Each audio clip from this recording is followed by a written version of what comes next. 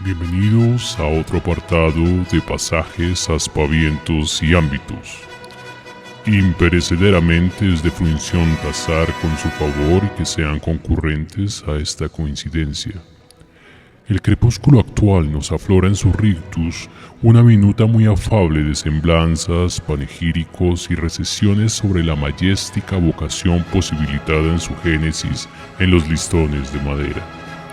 Más cabalmente, escrutaremos en el tan dilectus centurio 18avo, hogaño para estos escribas, peritos, doctos, avesados preceptores que les disertan a través de las ondas hercianas. Es notable y solemne declarar que apetecemos a propincuar una erudición que sea meritoria de su embelezo y sobre todo sea diáfana y factible a su discernimiento. Pergeñen entonces sus aurículas y expláyense a esta mundología sensoria, no siendo más, usufructen este acaecimiento. Texto, tejido, palabra, sentido, materia. Gesto, actitud, cuerpo, empatía. Contexto, conciencia, espacio y tiempo. Conciencia, espacio y tiempo. Textos, gestos y contextos. Redescubriendo el pasado para entender nuestro presente.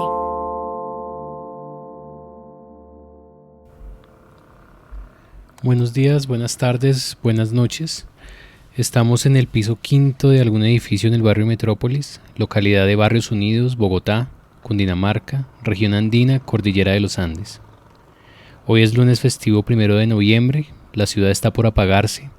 Son las 11:28 de la noche y todavía se sienten algunos carros que pasan a gran velocidad por la avenida 68. La noche está nublada, hace frío. Y estoy lejos de casa.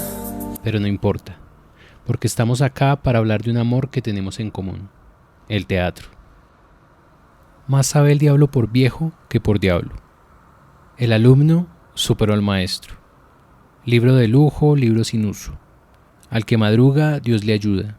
A caballo regalado, no se le mira el colmillo, más vale pájaro en mano que 100 volando. El conocimiento es poder. Tengo un filo que si me agacho me corto. Pura sabiduría popular.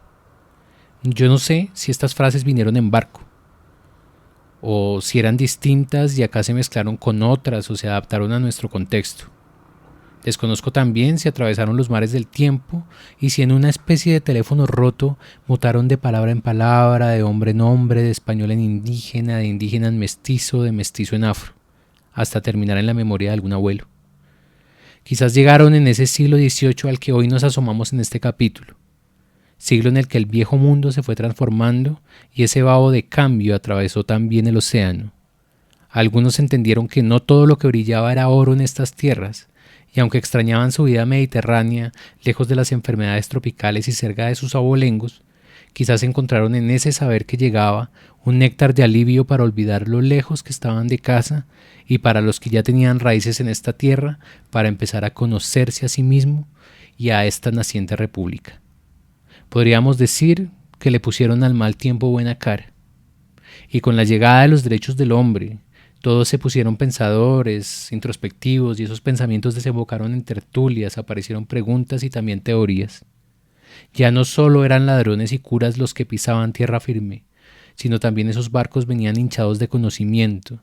La bella dama de la Ilustración se aventuraba tardía a estas tierras y con ella vinieron también las expediciones.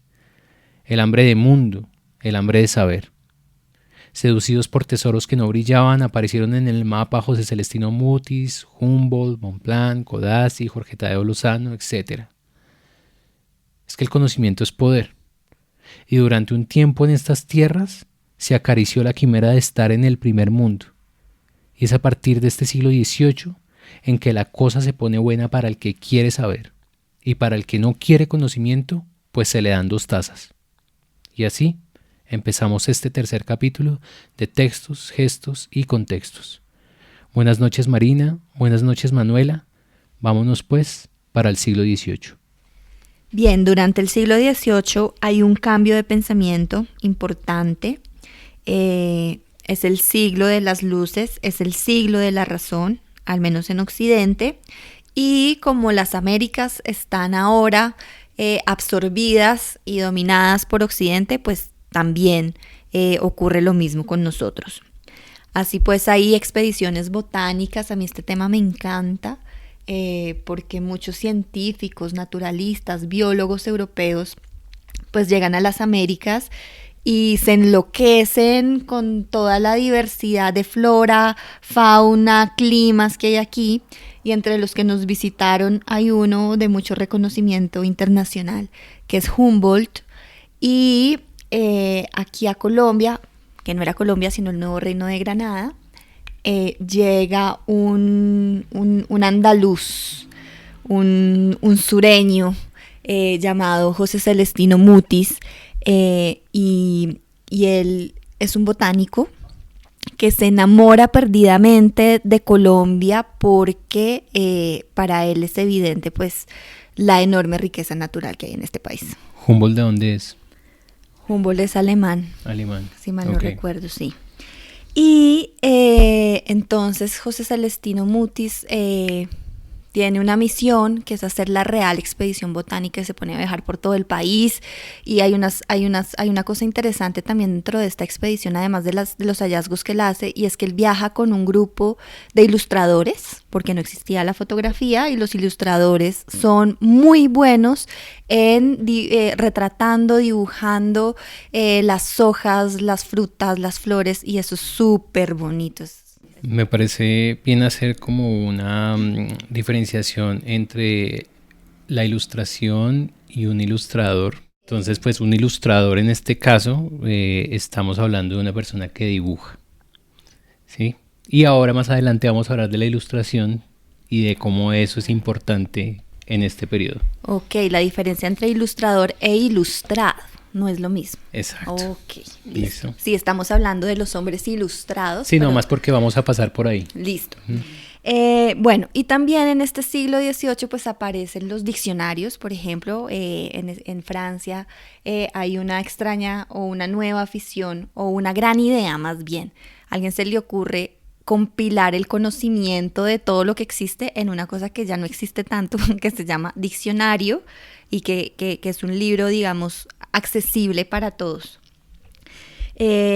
También la imprenta ya ha aparecido, entonces circulan muchos periódicos, se fundan muchas academias, universidades, y en Francia, que es un gran referente también para los sucesos que se desarrollarán en este continente, pues aparece un personaje que se llama Rousseau, y ya se había dado la Revolución Francesa, y con la Revolución Francesa y la caída de la monarquía, pues Francia se convierte en un país republicano, y hay como una conciencia interesante sobre el hombre intentando hacerse cargo de sí mismo a partir de la razón y de la lógica, y a mí eso me gusta un montón. Y entonces Rousseau escribe muchísimas cosas, pero uno de los textos más interesantes creo que en este continente fue Los derechos del hombre y del ciudadano. Y bueno, voy a dejarlo ahí. Simplemente comentar que este es el siglo también de la independencia. Listo, acá yo simplemente recojo una idea, y es que están pasando unas cuestiones en Europa y eso tiene una influencia directa en este lado del mundo. Directa y tardía. Listo, pero sí. Claro, pero todo eso que estás nombrando está pasando en Europa, y estamos también hablando de la incidencia que eso va a empezar a tener acá. Listo. Sí, de acuerdo. Sí, yo creo que voy a aterrizar en Santa Fe de Bogotá. Por favor. A finales del siglo XVIII y comienzos del XIX. Momento en el cual las tertulias florecieron y contribuyeron a dar impulso a esas labores científicas a las cuales Manuela se ha referido, también a labores literarias y obviamente políticas, porque empiezan a aparecer los revolucionarios de la independencia. Se pueden nombrar algunas de esas tertulias, por ejemplo, la tertulia eutropélica, que estaba animada por Manuel del Socorro Rodríguez, que difundía las ideas de la Ilustración, esas que ha nombrado Manuela. Los miembros de esta tertulia se reunían en la Real Biblioteca Pública, hoy Biblioteca Nacional de Colombia o en el Palacio de San Carlos. Rodríguez publicaba el papel periódico de la ciudad de Santa Fe de Bogotá y este refleja los temas que interesaban a los miembros de la tertulia y acogía asimismo las ideas de los estudiantes relacionadas con la reforma educativa que estaba en discusión. Esto no lo podemos dejar pasar por alto porque ellos formaron parte de la revolución independentista. Otra fue la tertulia del buen gusto, que se reunía en casa de Manuela Sanz de Santa María. Era un círculo aristocrático y según un par de cronistas, allí se hablaba de literatura, historia, temas científicos, se improvisaban versos muy de la cultura colombiana, se componían discursos y también se tocaban temas frívolos. Asistían intelectuales y políticos. Algunos de ellos fueron sacrificados durante la pacificación. Una tercera tertulia fue la del Observatorio Astronómico. En esta se reunían las personas vinculadas a la expedición botánica y los intereses de sus miembros tocaban también aspectos científicos, industriales, comerciales y políticos. Nadie se abstraía en este momento de esos temas políticos. Por último, el Círculo Literario de Antonio Nariño, del cual hay noticia desde 1789. Se reunía en casa de Nariño y la sala que acogía a sus contertulios se llamaba el Santuario, pero este nombre en el sentido laico de rendir homenaje al saber humano, a quienes se interesan en la ciencia, el arte y la convivencia de los seres humanos y los pueblos, que es un poco ampliación de lo que Manuela venía exponiendo hace unos 2 minutos. Nariño importaba libros y revistas del exterior que eran leídas y discutidas entre los miembros de esta tertulia. Sí, Nariño es un personaje muy interesante porque hasta donde tengo entendido, antes de ser un héroe de la independencia, era un intelectual, era un estudioso, tenía una librería enorme, cuenta la leyenda, y además tenía una imprenta, que eso es un lujo en esta época, y eso pues también le da, digamos, cierto estatus, creo yo. Y a mí esto de las tertulias me encanta, me siento súper motivada porque siento que yo podría ir de tertulia en tertulia, encontrándome con gente que quiera hablar de libros, que quiera hablar de teatro, o sea, deberíamos hacer tertulias hoy. Y echar chismes y reflexionar sobre la situación del país tomando vino, me encanta ese plan. Y bueno, a propósito también de Antonio Nariño, pues creo que muchos de los estudiosos suelen señalar justamente que como él tenía la imprenta, es quien empieza a divulgar los derechos del hombre aquí de este lado del mundo y bueno, lo que también he leído en ciertos textos es que apenas él empieza a poner en circulación estas ideas del derecho del hombre y empieza a aparecer pues esa posibilidad de independizarse de la monarquía, porque en realidad nuestra independencia es independizarse de la monarquía, no de Occidente, no de Europa, no de la cristiandad, y entonces prontamente lo censuran a Nariño. La Real Audiencia apenas nota que él está divulgando esas ideas extravagantes, subversivas, lo censuran, lo callan rapidísimo y entonces ahí pues yo me pregunto si realmente él alcanzó a divulgar esa información o no tanto como uno se imagina. Yo creo que hay también una zona interesante para explorar. Yo creo, Manuela, que sí, se divulgaron especialmente entre los estudiantes del Colegio Mayor de Nuestra Señora del Rosario, tertulianos, porque ellos sí aprendieron, proponían ideas. Yo creo que secundaron a muchos de sus mayores y bueno, no solo secundaron, elaboraron ideas y las pusieron en circulación. A mí esto me parece muy, muy chévere porque fíjate cómo, pues no hay internet, no hay teléfonos, pero del voz a voz van circulando las ideas a una velocidad enorme, y esto me hace pensar también en, bueno, otros contextos, en los contextos, por ejemplo, de dictadura, como lo primero que prohíben siempre son las reuniones. No más de dos No o más tres. de dos. Eso es, ahí mismo cuando aparece una dictadura o una, sí, un orden, digamos, autocrático que quiere controlar, lo primero que hace es prohibir que la gente se reúna, porque ahí la gente habla, y si habla piensa, y si piensa duda, y a mí eso me parece súper interesante.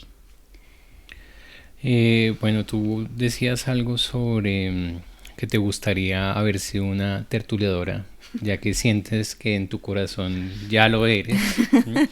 Y Total. digamos que yo creería que al equivalente de hoy podríamos hablar que las clínicas de dramaturgia son espacios donde la gente se reúne a crear e intercambiar ideas, a formarse, a difundir, a rajar de los otros, de la vida política. Es como un equivalente a lo que tú quisieras haber participado, ¿no? Sí, creo que hoy tenemos varios equivalentes. Creo que siempre van a existir esos equivalentes, que son, digamos, espacios no formales, no, ¿cómo decirlo? No Que académicos. No académicos, sino que son espacios más espontáneos, Sí. donde la gente, pues los intelectuales y los artistas y los curiosos se reúnen a pintar, o a leer libros, o a hablar de poesía, o a contar la obra que escribieron, etcétera, etcétera. Entonces, sí, creo que tenemos equivalentes hoy. Okay. Bueno, y María. Yo quisiera hablar sobre una obra de esta época, una obra de teatro. ¿Te parece, Manuela? Por favor. De lo que se estaba escribiendo en En el este siglo momento, XVIII. ¿cierto? Y es la comedia nueva, La conquista de Santa Fe de Bogotá, de Fernando de Orbea, que fue escrita a finales del siglo XVII, pero copiada en el siguiente siglo, en el XVIII. Es una obra que, como su nombre lo indica, trata de un tema bélico, en el que se entremezcla un conflicto amoroso cuyo protagonista es Gonzalo Jiménez de Quesada, quien además de conquistar el reino de los chibchas, también se adueña del corazón de la mujer del jefe indígena. Mejor dicho, hay pasión en este argumento. Y debe ser, te debes sentirte aludida, me refiero a los estudios que hiciste en España, que era un tema muy frecuente en las En obras. la época, en el teatro del siglo del XVI siglo- y XVII. Exacto. El tema del Nuevo Mundo es súper visitado. Sí. Bueno, esta obra sigue la estructura dramática lopesca y tal como ocurre con los dramas del siglo de oro, no se respetan las tres unidades de tiempo, modo y lugar. Está dividida en tres actos y en el primero se plantea el asunto dramático, en el segundo es el conflicto o el nudo central y en el tercero se llega a la resolución. En este caso, Gonzalo Jiménez de Quesada obtiene el triunfo, incluyendo el corazón de la dama. Sobre el autor, Fernando de Orbea, no se conoce mucho de manera cierta. Algunas deducciones sobre este autor han sido sacadas del texto mismo, o sea, especulaciones literarias. En este punto es necesario nombrar al maestro Carlos José Reyes, que en el libro El teatro en el Nuevo Reino de Granada, con su tradicional erudición y agradable prosa, va exponiendo los avances que se han tenido en relación con la identificación de Fernando de Orbea. Los investigadores que se han ocupado de estudiar al autor y a la obra. Asimismo, Reyes resume el argumento de la obra y la analiza, que me parece muy importante para los estudiantes. Otro autor que se interesó en esta misma obra es Héctor Orjuela, quien además estudió la primera publicación realizada en 1950 por la Biblioteca de Cultura Popular gracias a las gestiones de Javier Arango Ferrer, quien también la anotó. Pero Orjuela publica asimismo en 2002 la comedia nueva, pero de manera íntegra, respetando su contenido y estilo, y actualiza la ortografía, la comenta y discrepa de las notas de Arango Ferrer. Además señala algunos yerros y la analiza. Yo creo que sería muy interesante proponerles a nuestros escuchantes que lean esa obra, porque es súper curiosa. Sí. Súper curiosa porque uno nada más pensando en el título se imagina que más o menos va a ser histórica, verídica, bien documentada, y no, al final es una ficción absoluta el tema de la conquista de Santa Fe, y además aparecen unos personajes que nada tienen que ver con los españoles, como un indígena de nombre Chiburrina, Manuela, por ejemplo, ¿te acuerdas? O hablan de Me Palas encanta. Atenea y de Cupido, Sí. y uno dice, ¿qué? Porque están mezclando Sí. griegos con indígenas, ¿qué es esto? Es súper interesante, Sí. ahí lo dejo. Aunque me estoy acordando de que hay otra obra en este siglo XVIII que es súper interesante, que dicen los expertos que fue escrita por el fraile Felipe de Jesús, del que tampoco se sabe mucho, en tanto que no es clara su procedencia. Algunos investigadores dicen que fue un criollo, pero eso no está confirmado. Seguramente sí, yo creo que sí fue un criollo, pero no se sabe muy bien a qué orden religiosa pertenecía. Hay unos que dicen que fue dominico, otros dicen que fue franciscano. De lo que sí estamos seguros es que no fue jesuita, porque a los jesuitas los expulsaron un tiempo. Entonces ya no estaban los jesuitas aquí, quien lo creyera. Y la obra se llama Poema cómico. No se conquistan las almas con violencias, triunfos de la religión y prodigios del valor, los godos encubiertos, los chinos descubiertos, el oriente en el ocaso y la América en Europa. Soñando en las costas del Darién, dividida en 2 partes y 5 actos, con una glosa al fin en prosa para mayor claridad de los pasajes oscuros de toda la obra y particularmente sobre el asomo de los chinos cuyo enigma se descifra allí por separado. Escrita en 1789. Aunque parezca una broma, este es el nombre de la obra. Y en esta extensión yo creo que uno ya puede percibir la enorme dimensión de la obra, que según nos dicen los especialistas, es de 731 folios, es decir, 731 páginas. Yo creo que esa medida o esa duración ya evidencia que es una obra de teatro escrita para ser leída y no tanto para ser llevada a la escena. Y otro elemento interesante es que al parecer, bueno, creo que en el título ya se alcanza a ver también, quien la escribió, su autor, tiene una postura muy crítica sobre lo que los españoles, sobre el comportamiento que los españoles están teniendo aquí en la América. Así que él está intentando hacer como un llamado de conciencia humanitario para que los españoles traten un poco mejor a los indígenas. Y un último elemento que me parece interesante de esta obra es que está plagada de guiños a las expediciones, justamente a las expediciones naturales que se están llevando a cabo por todo el mundo, y a ese espíritu aventurero que está en el que todo el mundo tiene por la fiebre de conocer nuevos mundos. Entonces ese es otro guiño interesante que tiene la obra. La sesión pasada estuvimos hablando de la Laurea crítica, hoy estamos hablando del poema cómico, y hay algo que veo acá y es como hay un guiño a la comedia. ¿Por qué tan importante la comedia? Además vamos a hablar más adelante de las convulsiones, que también tiene como un guiño cómico, ¿o no?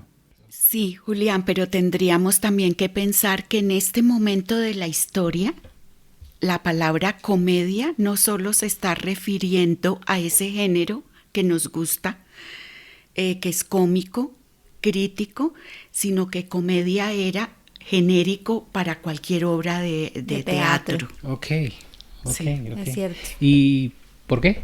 O sea, No, es que pasa mucho en el teatro que los términos empiezan definiendo una cosa, pero también se empieza a utilizar de manera genérica y responsable en otros contextos.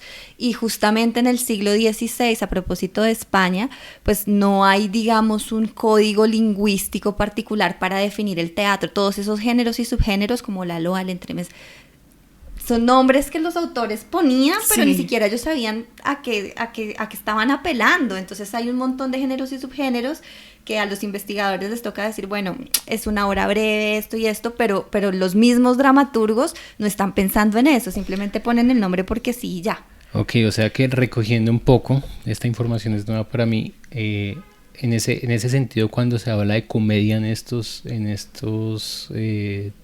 épocas, no estamos hablando de la comedia como género. Sí. No necesariamente. En general no. Ok. Estamos hablando de una obra de teatro. Muy bien. Sí, como a las obras de teatro se les puede decir drama también. Se puede decir Ok. drama, se puede decir comedia, se puede decir entremés, pero quizás no estamos hablando de un género en el sentido Específico. sí, sino simplemente es un sinónimo de decir obra de teatro. Sí, sí. Bueno, y ahora a mí me gustaría que escucháramos un pequeño fragmento de la obra La Conquista de Santa Fe. Osmin, rey de Bogotá, duque de Opiamonda invicto, sátrapas de Calambás, rey de Popayán altivo, cacique de los Elipas, terror de tus enemigos, estrago de sus contrarios del propio Marte cuchillo, a ti ilustre mariscal, a ti supremo caudillo, que no puede negar el valor al enemigo. De paz me envío yo propio embajador de mí mismo.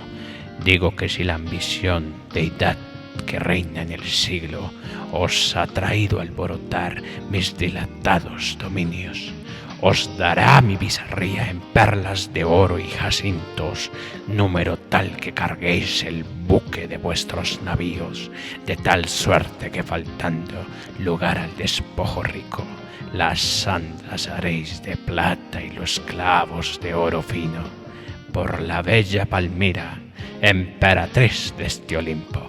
Una estatua de oro os doy, en cuyos fondos y brillos se miran sin arrogancia, engastados y embutidos, los diamantes de Ceilán, las margaritas de Tiro. Bueno, y pensando, por ejemplo, en el caso de La Conquista de Santa Fe, que es una obra que pareciera que está hablando de nuestra historia, pero que fue escrita por un español que al final no tenía ni idea de cómo era Santa Fe o Bogotá, porque cometió un montón de errores geográficos en su ficción, pues yo me pregunto mucho si acaso ese teatro español del siglo de oro, Lope, Cervantes, Tirso de Molina, ¿se podría considerar nuestro teatro?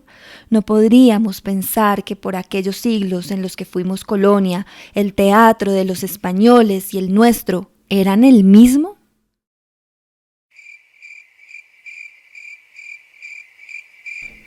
Perdón, a ver si entendí. Quizás lo que quisiste preguntar fue si durante el siglo XVIII hay diferencia entre el teatro español y el teatro del Nuevo Reino, o cuáles serían las características de ese teatro. Sí, exacto. Eso era lo que quería preguntar. Y para responder la pregunta, director del Teatro de Occidente, oriundo de Bogotá, Carlos Sepúlveda.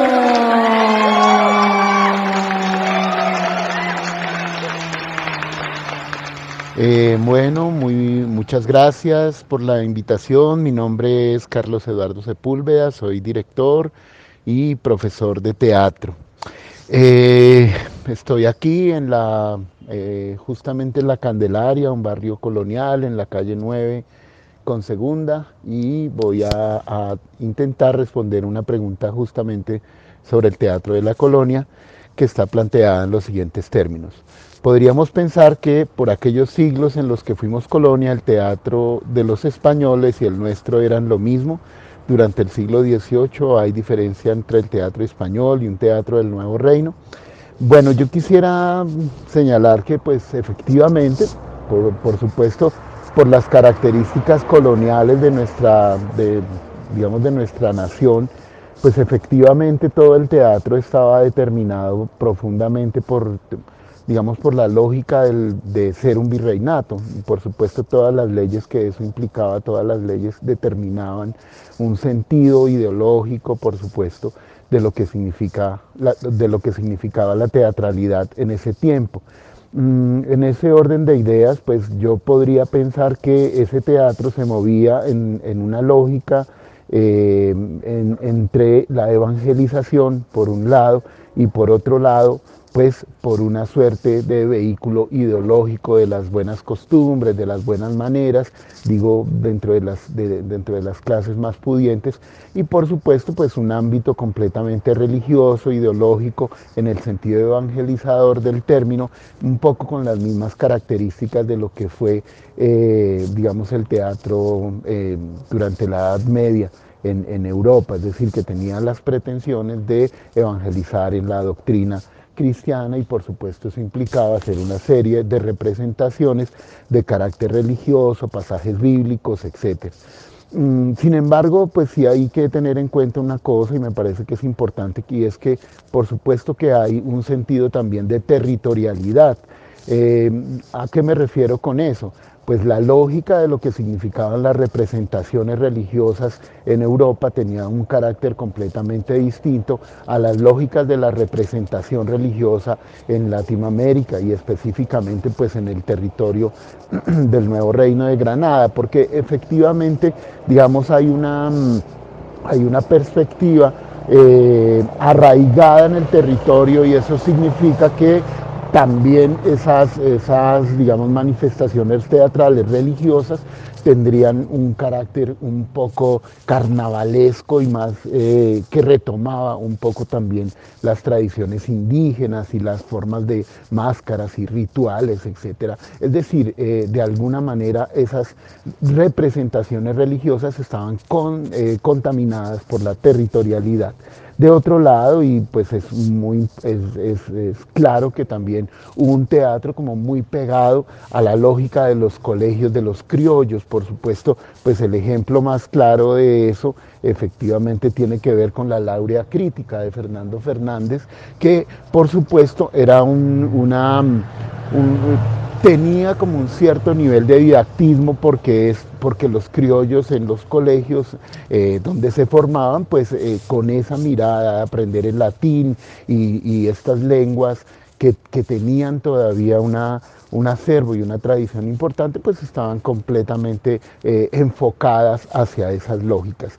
Yo quiero cerrar diciendo que de todas maneras estoy de acuerdo, digamos, nosotros vivimos un teatro colonial, y efectivamente en Colombia la modernidad ha sido postergada. Un poco hay una tesis filosófica escondida y que es determinante. ¿Eso qué quiere decir? Pues eso quiere decir que realmente no había de parte, digamos, de los criollos una mirada sobre habitar un continente que les pertenecía, sino que siempre la mirada estaba enfocada hacia la lógica de lo que significaba el sentido de ser español, un poco en una tierra extraña. Y por supuesto, pues el criollismo buscaba los privilegios de los ancestros que sí eran españoles. Incluso, pues por supuesto, la obra que acabo de mencionar, La Laurea Crítica, también tiene esa misma lógica. Es una lógica que no está pensada desde el punto de vista centrada en el territorio de la Nueva Granada, sino que está pensada un poco en esa mirada españolizante. Y de otro lado, entonces, por supuesto, como no había una visión, realmente una visión pura de una clase social instalada en territorio de América, por supuesto, a diferencia de lo que pasó en Estados Unidos, que sí había la idea de habitar un territorio y construir una patria, aquí la lógica del criollismo fue muy distinta. Yo creo que si hubo manifestaciones diferentes a esas lógicas coloniales, más bien tendrían que venir de representaciones seculares muy pegadas a lo indígena y muy pegados a las manifestaciones carnavalescas.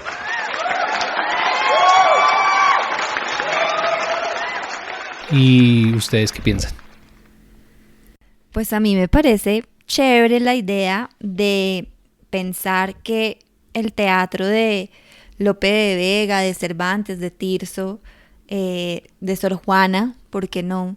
Pues fueron nuestro teatro, por lo menos en ese periodo. ¿Por qué no? Porque nos dejan por fuera. A mí me gusta pensar que sí, aunque eso tiene unos problemas ideológicos también, que valdría la pena discutir. Sí, y es muy política la cuestión, porque si lo vamos a hablar solo como una herencia, como parte de nuestra cultura, sí, pero habría que introducir un matiz problemático, y pienso que es el canon. O sea, el canon prestigioso era ese que acabas de nombrar, de la península, bueno, Ibérica, del reino español. Pero por otra parte, como eso incluía una fuerte censura, y si no había censura, de todas maneras, los escritores criollos nunca iban a ser incluidos en ese canon. Siempre en desventaja. Sí, entonces es obvio que para nosotros sí es mejor que nuestros referentes sean esos escritores que de alguna manera no podían sobresalir, no los que estaban en el canon. Es igual que ahora. Sí, totalmente. Hay muchos escritores o dramaturgos y dramaturgas de los centros del poder, y hay otros que no están ahí. Los de la periferia. Los de la periferia. Y se nombran, siempre se estudian más los del centro y no la periferia.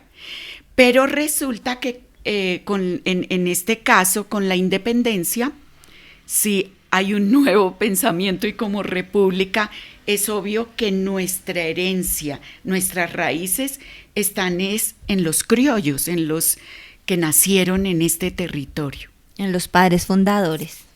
Hay nuevos pensamientos, hay nuevos hombres y nuevas mujeres. Y así, recordando a la periferia, a nuestras raíces teatrales, a los mestizos y mestizas y oriundos de la nueva república, y a nuestros padres fundadores y a nuestras madres fundadoras que también existieron, cerramos el telón de este tercer capítulo.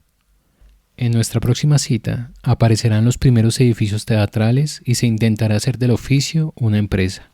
Pero eso tendrá consecuencias, y con la construcción del Coliseo de Bogotá transitaremos entre permisos de construcción, negociaciones con la policía de la iglesia, deudas y finalmente la quiebra. ¿Demostraremos nuestro talento para ser una nación burócrata? Además de aprender de la odisea que implica para un artista sostener un teatro. Eso es todo por hoy. Muchas gracias, Manuela, muchas gracias, Marina, y muchas gracias a todas y a todos los que están del otro lado. Nos escuchamos en otro momento. Recuerda seguirnos en Facebook e Instagram, y puedes escuchar los episodios completos en Spotify y YouTube. Y si quieres dejarnos tus comentarios, puedes escribirnos a textosgestosycontextos@gmail.com. Agradecemos a IDARTES y a la beca de circulación sobre las artes en la categoría Podcast Arte Dramático 2021, del cual Textos, Gestos y Contextos fue ganador.